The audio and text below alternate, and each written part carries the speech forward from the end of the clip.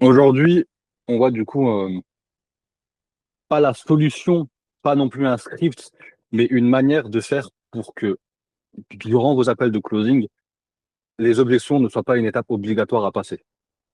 Parce que beaucoup de personnes ont cette fameuse croyance de on fait l'appel de closing, à la fin, objection, faut que je la surmonte. Non, c'est pas obligatoire qu'il y ait des objections. Mais par contre, ça dépend de vous, comment vous avez traité l'appel depuis le début. Ça dépend de beaucoup de facteurs. Il y a des facteurs qui vont faire que vous allez avoir des objections, des facteurs qui vont faire que vous n'aurez pas d'objections. Ça dépend encore une fois de vous. Nous, aujourd'hui, ce qu'on va voir, c'est les quelques petits facteurs, les quelques petits points, les quelques petites phrases qui vont vous permettre de n'avoir aucune objection. Bien sûr, aucune, voilà, c'est pas possible, aucune non plus, hein, 100% de réussite, c'est pas possible. C'est possible qu'il y ait réellement aucune objection. C'est possible, mais ça marche pas à tous les coups. Il y a toujours des petits imprévus, il y a toujours des choses qui arrivent. Mais disons que, avec du coup la méthode que je vous enseignais, il y a beaucoup moins d'objections qu'avec les méthodes que les formations traditionnelles vous apprennent. En tout cas, moi, de ce que j'ai pu voir. Donc, non, l'objection qui sort à la fin n'est pas obligatoire, n'est pas une étape obligatoire. Si vous pensez ça, c'est que vous pensez que l'objection apparaît durant l'appel. Non, au moment où il a pris l'appel, l'objection est déjà présente. L'objection est déjà là, juste, il l'a pas verbalisé, il n'en a pas pris conscience. L'objection, encore une fois, c'est pas, c'est on va dire le symptôme d'un problème qui, non, c'est pas le symptôme d'un problème qui est apparu 30 minutes durant l'appel. Non, c'est vraiment bien avant, bien avant. Il est là depuis le début.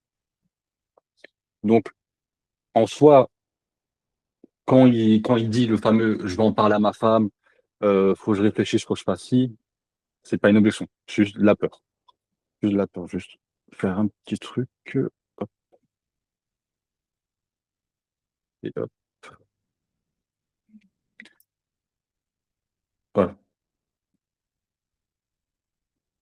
Donc en soi, toi, ton job de closer, c'est pas du coup ne pas atteindre d'objection à la fin. C'est plutôt désamorcer petit à petit, phase par phase, pour à la fin traiter la petite chose qui reste. Mais généralement, il se peut qu'il ne reste rien du tout. Donc, déjà, d'où viennent vraiment les objections? Une objection, c'est un pattern de peur. Ce que le prospect appelle objection n'est jamais vraiment rationnel. C'est vraiment que de la peur, que de l'irrationnel, que de l'émotion. Donc, le c'est trop cher n'est jamais vraiment vrai. Le pas le bon moment n'est jamais vraiment vrai. Il faut que j'en parle à quelqu'un n'est jamais vraiment vrai. C'est une des quatre peurs de base qui s'expriment dans les objections. C'est du coup la peur de l'échec. Est-ce que ça va marcher pour moi? La peur du regard des autres. Que vont-ils penser si j'échoue? Peur de décevoir sa famille, son entourage, bref.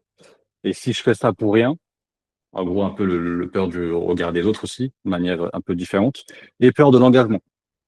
Et si maintenant je me lance, je ne peux pas reculer. C'est ces quatre peurs qui alimentent toutes les objections à la fin. Donc, pour, pourquoi les closers moyens se font avoir, c'est parce que ils traitent l'objection quand elle sort, au moment du prix. Au moment du prix, c'est à ce moment-là que vous dites, OK, je commence à traiter l'objection. Sauf que bien avant, vous pouvez la traiter. À ce moment-là, la peur, elle est déjà arrivée à son maximum, hein. Dès que vous avez dit le prix, du coup, il y a le prix après l'objection. Dès que vous avez dit le prix, la mentalité du closer, enfin du closer, du prospect change complètement. Au début, il est dans une mentalité de découverte, d'apprendre, d'apprentissage. Au final, au moment du prix, il est dans un mode défensif. Donc ta réponse rationnelle n'atteint plus rien. La réponse rationnelle n'aura plus aucun impact. Sa peur est devenue tellement grande, son mode défense est tellement devenu puissant que là, tu vas juste argumenter et ça sert à rien, quoi. Ça sert à rien, tu vas juste perdre ton temps. Bien sûr, encore une fois, je dis pas que vous pouvez pas surmonter d'objections à la fin. Loin de là. J'en fais bien sûr des généralités. Je vais me mettre en ne pas déranger. Donc, les meilleurs closers, eux, ne traitent pas les objections à la fin. Ils rendent l'objection impossible. Ils rendent l'objection impossible. Comment? En faisant verbaliser la peur du prospect au prospect lui-même en amont, durant l'appel, quand elle est encore petite, quand elle est encore gérable, quand encore il n'est pas en mode défensif, le prospect. Maintenant, on va voir un peu la méthode de désamorçage. Voilà, plutôt progressif. On va du coup un peu voir toutes les étapes pour gérer du coup ces fameuses quatre peurs. Donc, déjà, la règle absolue, c'est que à chaque phase de l'appel, tu poses des questions qui vont faire dire au prospect lui-même chaque objection potentielle. En gros, on va poser des questions qui vont pouvoir nous faire comprendre, OK, il est capable de sortir cette objection-là. Une fois qu'il a lui-même verbalisé son objection potentielle et que tu lui as fait valider en quelque sorte, que tu lui as bien dit, qu'il a vraiment bien pris conscience de cette objection-là, bah maintenant, il faut le faire valider qui veut la dépasser, qui veut dépasser cette peur-là. Il ne pourra plus, il ne pourra plus après ressortir à la fin, quoi. Il n'aura pas plus ressortir là. Bah, déjà, il s'est en quelque sorte engagé, une fois qu'il s'est dit qu'il veut passer au-dessus. Et en plus, il pourra plus ressortir cette objection-là. Parce que ça voudrait dire se contredire. Et l'humain déteste se contredire.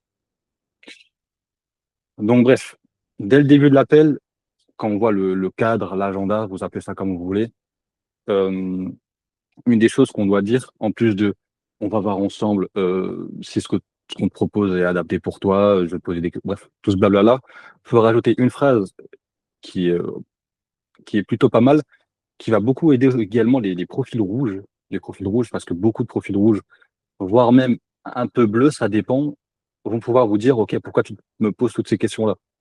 Sauf que si durant le cadre, tu dis, je vais en tant que coach, imaginons du coup, moi je parle sur l'offre que j'ai le plus travaillé, du coup, coach sportif et tout ce qui en suit. Du coup, ça m'arrivait de dire en tant que coach, je vais aussi te challenger sur certains points. On va comprendre du coup le pourquoi, du comment de ta situation. À partir de là, il pourra plus sortir c'était pas prévu que tu me demandes tout ça, tu me mets la pression, il y a trop de questions. Bref, il pourra plus ressortir tout ça. Donc, dès le début, dans le cadre, il faut préciser que potentiellement, tu vas te challenger. Potentiellement, tu vas le titiller. Généralement, il va pas dire non. Non, tu fais pas ça.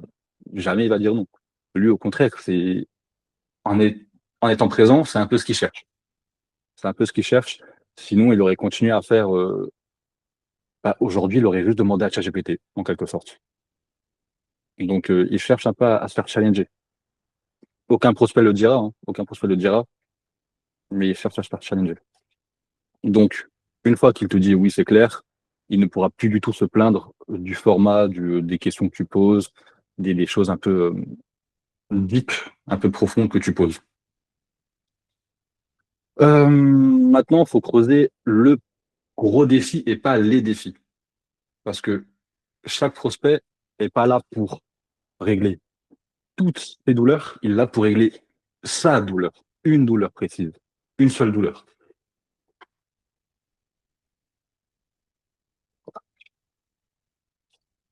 Et moi, c'est pour ça que souvent, je dis à mes élèves, de, à la fin de toute la partie problématique, si tu n'es pas sûr de la douleur principale, demande-lui directement. Tu n'es pas obligé de deviner, de prendre 4 ans à creuser inutilement pour trouver cette petite faille, cette petite douleur qui va le faire acheter, en quelque sorte, le faire closer. Non, c'est pour ça qu'il faut vraiment trouver la douleur. Donc, en soi, on va pas demander quels sont tes défis qui t'ont, en quelque sorte, mené à cet appel-là. On peut plutôt dire, dans un premier temps, c'est quoi le plus gros défi que tu rencontres aujourd'hui qui fait que actuellement on discute? Ça, c'est une des phrases qui est faisable. Bien sûr, moi, toutes les phrases que je vais vous donner, que je vais vous dire, sont des phrases un peu bateau, un peu génériques. Je ne vous demanderai jamais d'utiliser ces phrases mot pour mot. Pour que ça colle avec votre énergie, votre ton, l'apparence que vous, la posture que vous voulez dégager. Euh, Puis après, il va vous sortir différents défis. Il y a tout le temps, vous allez creuser. Généralement, il va jamais vous dire directement la réponse numéro une. C'est pour ça, à la fin, vous pouvez reposer la question, du coup, comme je le dis avant. Vous pouvez reposer la question. Il va un peu tourner autour du pot. J'essaie de lire mon écran, mais j'arrive pas à lire, j'ai pas mes lunettes. Je vois rien. Euh, te doit, du coup, une fois qu'il vous a donné, du coup, les réponses, dans quel contexte tu remarques ça, en quoi est-ce que c'est un problème pour toi, qu'est-ce qui fait que tu me dis ça, quelle était la dernière fois que tu as vécu ça, bref, en gros, on creuse. Donc, avec cette question, du coup, avec la question de directement chercher le plus gros défi, la plus grosse douleur, l'objection future de finalement, je suis pas sûr que ce soit mon problème, finalement, je suis pas sûr, finalement, ça peut attendre. Bref, tout ça va disparaître peu à peu parce que du coup, vous avez la main sur sa douleur principale, vous pouvez titiller, vous pouvez appuyer un peu dessus, et il va jamais se dire, ouais, ça peut attendre.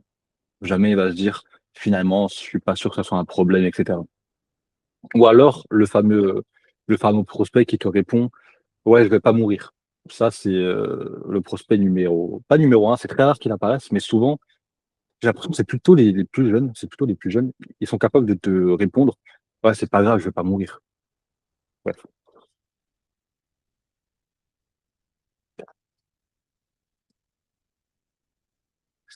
Non, bref, quand vous creusez, vraiment essayez de faire un maximum verbaliser sa douleur, verbaliser la chose, parce que plus il verbalise sa douleur, plus elle devient vivante, et plus ça impacte. Étape numéro 3, aller chercher l'identité profonde. L'identité profonde, ne t'arrête jamais au premier, je veux gagner plus d'argent, je veux passer plus de temps. Ce sont des surfaces, ce sont des réponses un peu surface, ce sont des réponses bateau. Donc, encore une fois, faut creuser. Faut creuser. Euh, tu, tu creuses jusqu'à que, du coup, la vraie motivation identitaire apparaît. Tout est une question d'identité. Tout est identitaire. Il veut paraître quelque chose qui, selon lui, n'est pas lui actuellement. Donc, qu'est-ce qui fait que tu souhaites ça spécifiquement? Euh, Ça ferait quoi offrir plus pour toi? Si par exemple il dit ouais j'ai envie d'offrir plus de cadeaux, ça ferait quoi offrir plus pour toi? Quelle est la raison qui va être ton carburant nécessaire en quelque sorte? En quelque sorte, il faut lui faire verbaliser ce qu'il souhaite réellement, ce qui l'anime réellement. Euh, Par exemple, moi j'avais fait un replay à la dernière fois avec quelqu'un qui voulait rejoindre l'accompagnement. Je l'ai refusé parce que vraiment il était déjà à très bon niveau, je pouvais pas lui apporter, j'allais pas lui faire payer un accompagnement 2 mois, un mois alors qu'il était déjà très très bon. Voilà, ces quelques semaines lui auraient suffi. Mais durant ce RP-là, il a fait que pour l'instant, aucune personne ne m'a fait, c'est qu'il a réussi à faire du coup ressortir mon identité réelle. J'avais joué quoi? J'avais joué un père qui voulait gagner plus d'argent pour profiter avec ses enfants. Donc, au début, j'ai juste gagné plus d'argent pour ci, pour ça. Et au final, il a réussi à creuser au point où du coup, je voulais, hum, il a réussi à creuser jusqu'à me faire comprendre que du coup, ce que je voulais, c'est pas juste gagner plus d'argent, mais pouvoir gérer mon devoir d'homme en quelque sorte, mon devoir de parent, mon devoir de père. Ça, du coup, devoir de blablabla, c'est l'identité. Il a su comprendre l'identité que je voulais avoir. Et c'est avec ça qu'il m'a closé à la fin. Vraiment, j'avais limite aucune objection à lui faire sortir parce que du coup, il est tellement fort au roleplay que j'arrivais pas à sortir d'objection. Non, bon. Euh, donc, en quelque sorte, ce que tu désamorces en comprenant directement son identité réelle, ce qu'il souhaite, son objectif en quelque sorte, pas vraiment son objectif. Je refuse ce que je viens de dire, on oublie ce que je viens de dire parce que c'est pas vraiment un objectif, mais c'est vraiment quelque chose de plus ancré. Euh, du coup, la fameuse objection de, bon, elle est très rare, mais je peux attendre, finalement, je ne suis pas si motivé que ça. Des choses comme ça pourraient être très vite désamorcées. Ça a un peu un lien avec, du coup, le plus gros défi. Ces deux-là ont un peu un lien. Étape 4, du coup, le pourquoi maintenant, pas avant. Voilà, c'est ce que 90% des closers ratent, oublient. Voilà, ça fait X années que tu es dans cette situation, qu'est-ce qui fait que tu n'as pas cherché de solution avant? Voilà, le prospect va d'abord sortir des excuses de je ne savais pas où chercher, je ne savais pas que ça existait, j'ai jamais pris le temps, bref, des choses bateau. Il ne faut pas s'arrêter là, il faut challenger. Par exemple, la réponse était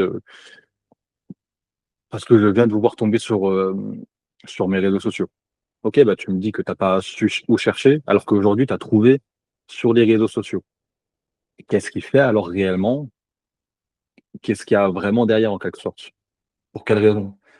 Parce que du coup, si on le trouve facilement sur les réseaux, c'est que il s'est forcément un peu intéressé, l'algorithme a compris que si, que ça. En quelque sorte, il y a vraiment une vraie raison derrière de pourquoi il s'est intéressé maintenant et pas avant. Donc tu continues jusqu'à qu'il verbalise réellement du coup le pourquoi du comment il a pas fait ça plus tôt. Généralement, c'est un peu, pas généralement, c'est presque tout le temps ça, c'est la peur. Une des quatre peurs que je vous ai dit avant, hein, la peur d'échouer, du regard des autres, de la famille, et la quatrième, j'ai oublié ce que c'était, et la peur de l'engagement. Voilà. C'est souvent ces points-là. Donc, voilà, ce que tu désamorces en lui faisant comprendre ça, c'est que il a vraiment, il a vraiment besoin d'avoir ça maintenant. Du coup, tu désamorces l'objection de je vais réfléchir, faut que je regarde, je reviens vers toi quand c'est bon le moment, faut que je regarde un peu mon temps, finalement je préfère attendre, j'ai peur de me lancer, bref. Tout ça est un peu désamorcé à ce moment-là. L'étape 5, le résumé synthétique en quelque sorte.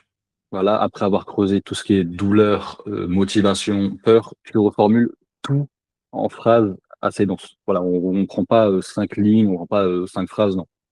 En quelques lignes, en quelques phrases, on résume tout ce qu'il a dit. Cette formulation, enfin cette reformulation, elle sert à trois choses. Eh, euh, Cette formulation, elle sert à trois choses. Elle ancre du coup définitivement, une fois pour toutes, la douleur et la vraie objection. Elle force à un engagement parce que du coup, à la fin, on résume. Donc si je résume, ça fait X années que tu es dans ça, tu perds Y par mois, tu ressens Z, ta vraie envie, c'est W. Et ce qui t'a empêché d'avancer plus tôt, c'est Y. C'est ça? Avec le CSAT, du coup, c'est une des seules fois où limite on peut poser une question fermée. Dans tout ce qui est question d'engagement et tout, il faut poser des questions fermées. Cette question fermée, elle force un oui, c'est ça. Du coup, ça l'engage directement. Et après, elle rend impossible le retour en arrière. Le prospect ne peut plus dire en fait c'est pas ça, en fait c'est pas si grave. Non.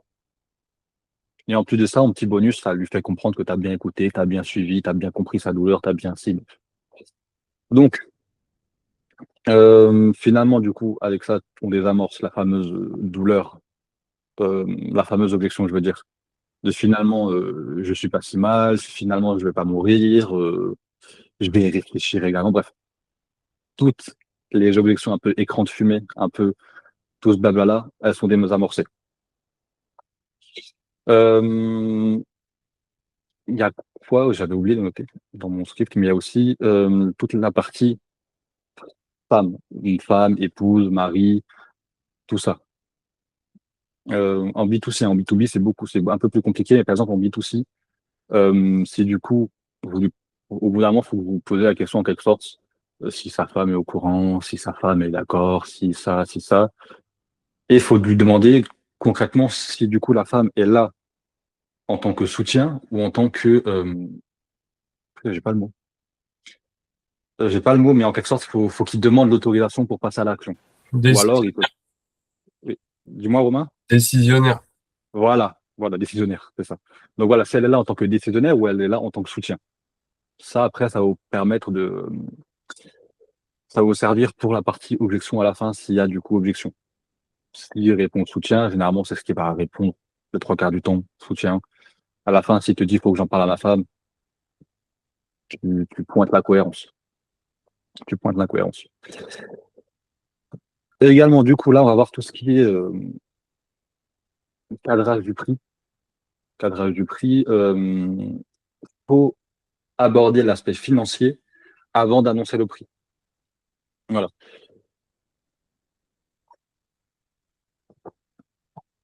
Pourquoi ça? Pour pas juste balancer le prix sans que vraiment il va acheter, sans que ça soit dans son budget, etc., etc. Donc, on pose la fameuse question, l'accompagnement nécessite trois types d'investissement.